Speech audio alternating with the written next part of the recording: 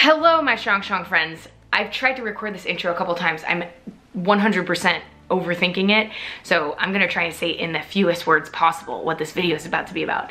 I am going to every Sunday post an update of my training from the week prior.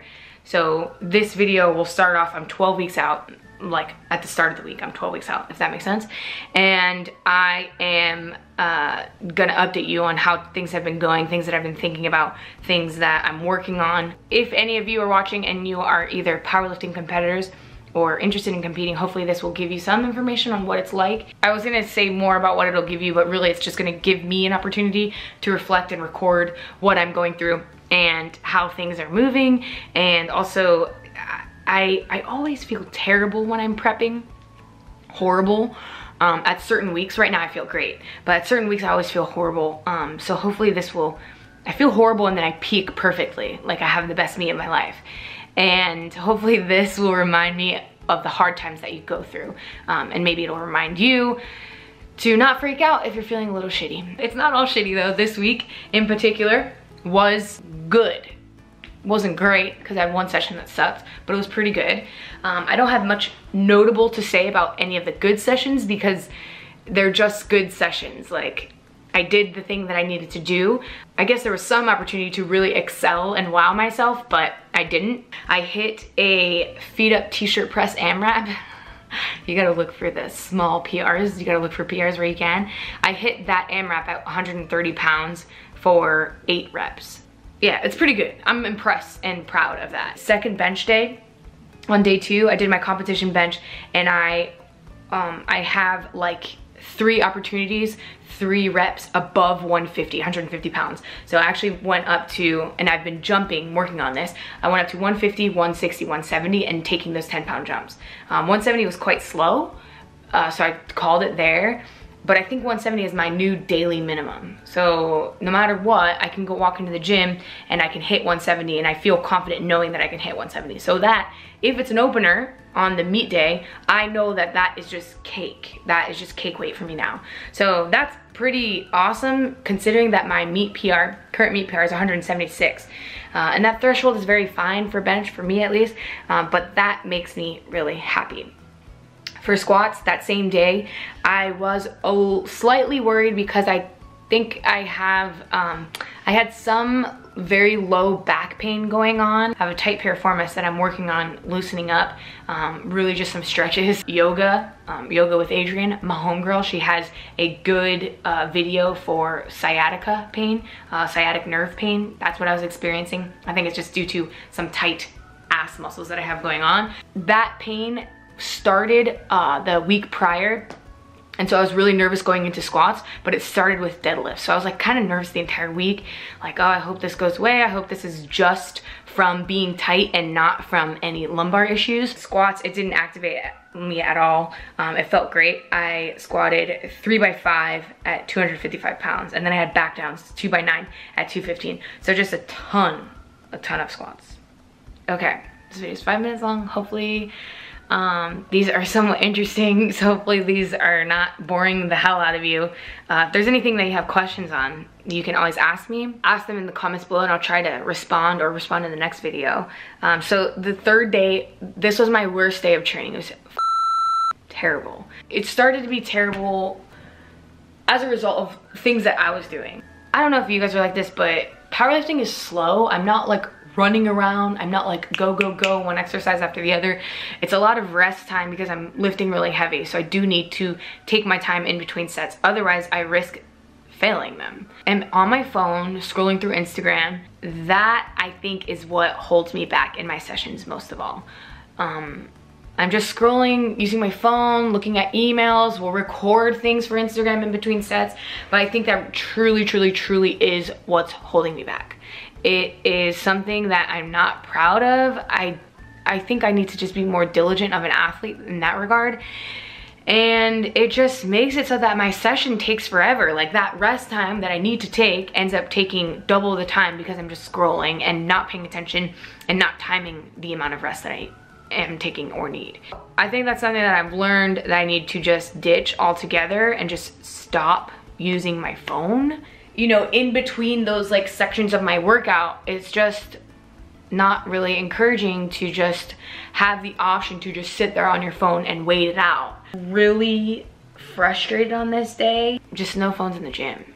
That was a terrible day. That was like, I was so frustrated with myself, frustrated with Ryan for writing me the longest program ever. I was just tired. The night before, I like moved my neck and I had kink and like a pain in my trap. And then I used the freaking Theragun to just like beat it up, and now like still it's sore. It helped loosen it up, but now I'm just sore from the Theragun. Ended up not finishing my second giant set, or I just did it. No, I finished everything, but I just did it half-assed, like 100% half-assed. Especially for that day, because it's so long, I'm just gonna ditch like no phones in the gym. So that's my new rule. I've been also thinking about other things that I can incorporate to help me focus. And I read something about thinking about your exercises so that you're more present within them, and think about opening a door into the current exercise that you need to do.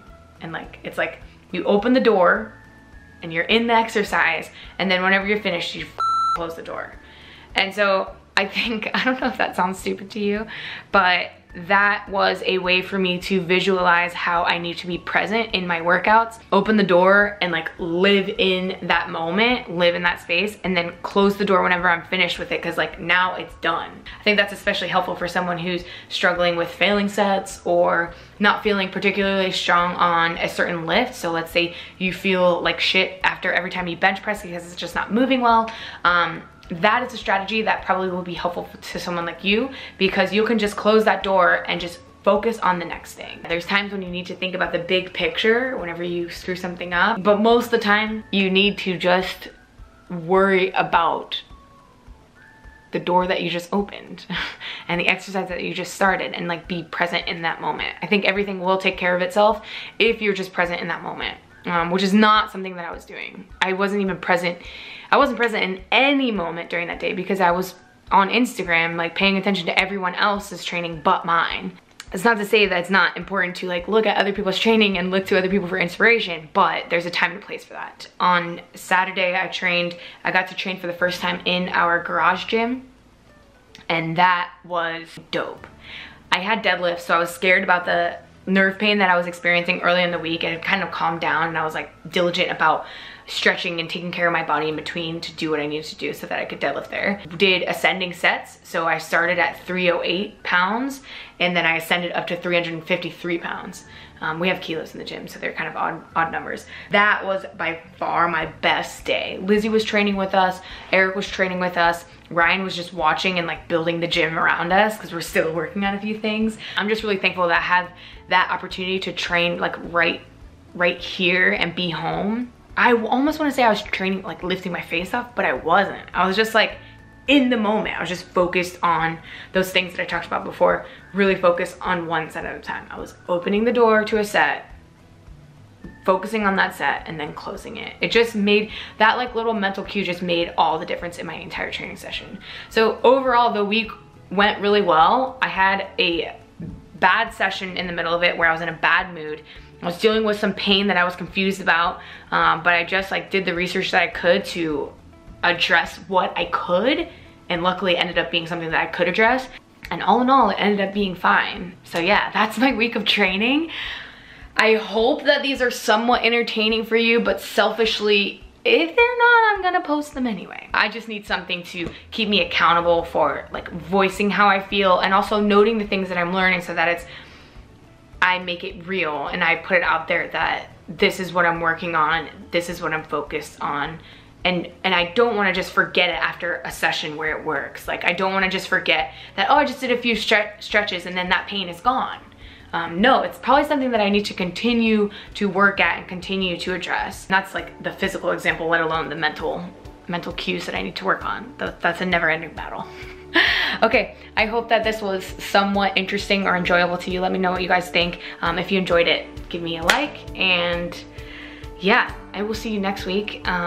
And I will see you on Tuesday. I post every Tuesday, Thursday, and now Saturday over the next 12 weeks. Sunday, not Saturday, Sunday. So be sure to subscribe if you're new here and stumbled upon this video, have no idea what I'm talking about. Check out the rest of my channel. Okay, I'll see you guys later. Bye. Oh yeah, I don't want to forget, we just did a photo shoot, so I was wearing this. We'll have new Strong Supply Co. swag next week. So not this upcoming Tuesday, but the Tuesday after we're launching everything. But check out strongsupply.com for all of our swag. It's my company, I own it. So all of the money that you spend goes right into my bank account that just goes right back into the business. So I don't actually make any money off of it, but we're gonna grow into something tight. Okay, I'll see you guys in the next one. Bye.